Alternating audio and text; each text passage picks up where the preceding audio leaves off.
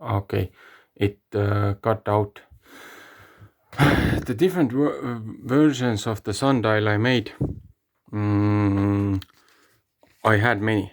I had I had many different versions.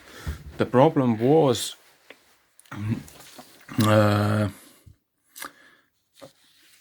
it was hard for me to put all this information in in a smaller, more compact version of this dial. As you can see, whoa, even I can't read this properly. So when I was looking at the perpetual moon calendars that were provided, it had a different structure. For instance, let's see, on a tablet it's different. So as you can see, different versions of moon charts have 28 days or 31 days or 30 days or whatever. This is a purely lunar calendar. This is a lunar calendar. There are different lunar calendars. This is actually a working mechanism. I haven't put much thought into it because this doesn't go with the one that I'm doing. This requires mechanisms and motors and springs and all that to get this eclipses aligned and lunar phases. This is way complicated, but it's a very, very old tech that they discovered in the bottom of the seas. And they say that during the ancient times they were primitive. We can't even recreate this technology. This again is a lunar lunar perpetual calendar. There's a one version of it. Then there's another sort of perpetual calendar from the 1755 to 2024. It's a different way to look at it. Then there's another moon clock. As you can see, another research that I was using. As you can see, the moon always falls behind, just like the biblical texts say. I don't want to get into the theology right now, because anybody who doesn't understand or says it's a religious nonsense, even full-blown atheists should get the message of this presentation and do their own research and come to their own conclusions. It's purely empirical. It's purely mathematic, and dogma has nothing to do with this particular clock up until the point when you apply enochian 364 priestly calendar. So again, moon falls behind on certain years. It's on one date. On certain years, it goes back again.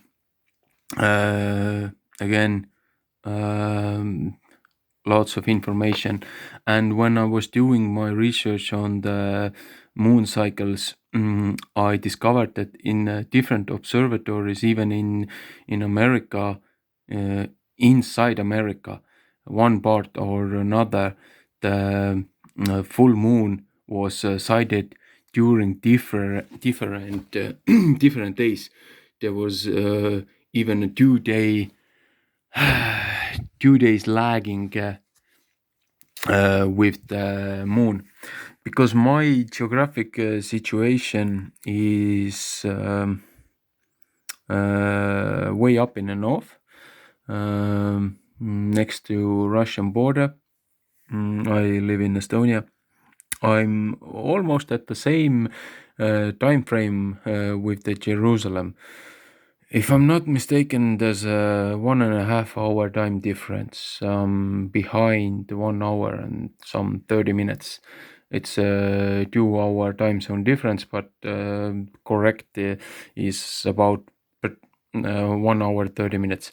So all my lunar phases and all my these that I wrote down from here are from the vantage point of my geographic situation, because I live here. But the days I sight the moon, uh, the they're almost the same as in Jerusalem, because I'm up in the north. Uh, they may come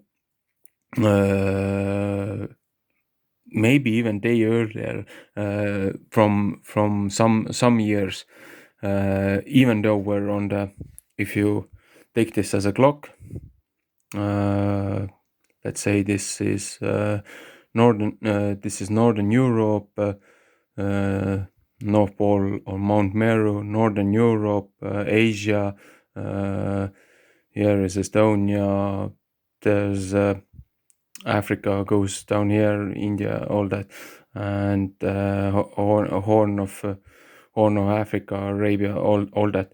So we're pretty close to it. And America should be around here,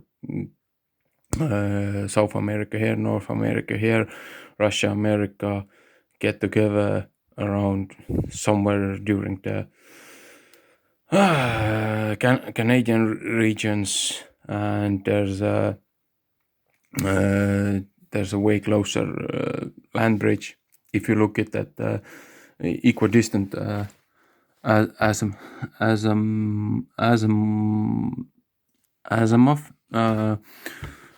map.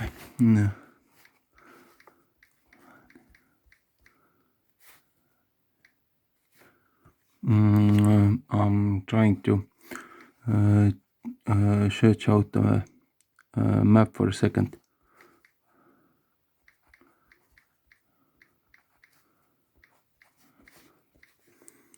So for the visual reference,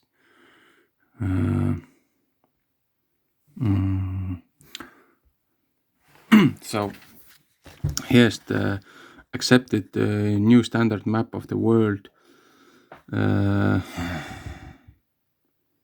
Yeah, Earth Not a Globe by Samuel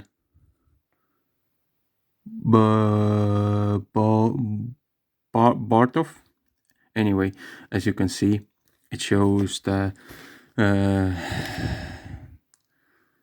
sun, its coverings. So pretty much the way I look at it is like I'm somewhere around here, somewhere.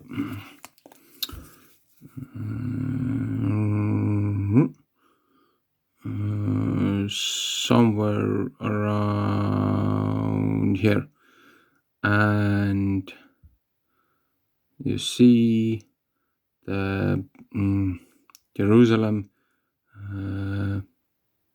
the biblical context, the promised land, somewhere around here. So we're pretty much on the same line, and as you can see, America is here, and Russia, upper states, Canada, Japan, Oceania, Australia. Anyway, I should actually download this. Yes, no. I don't want to start rambling again to keep it to keep it clean. So where I was going about this, why I was explaining this. Next part, when I'm gonna explain how the lunar perpetual clock works, you need a reference point and you need to understand how to read this section. This is the full moon section, and this is the part that I removed previously to explain the solar part of the perpetual calendar. So, shalom for now.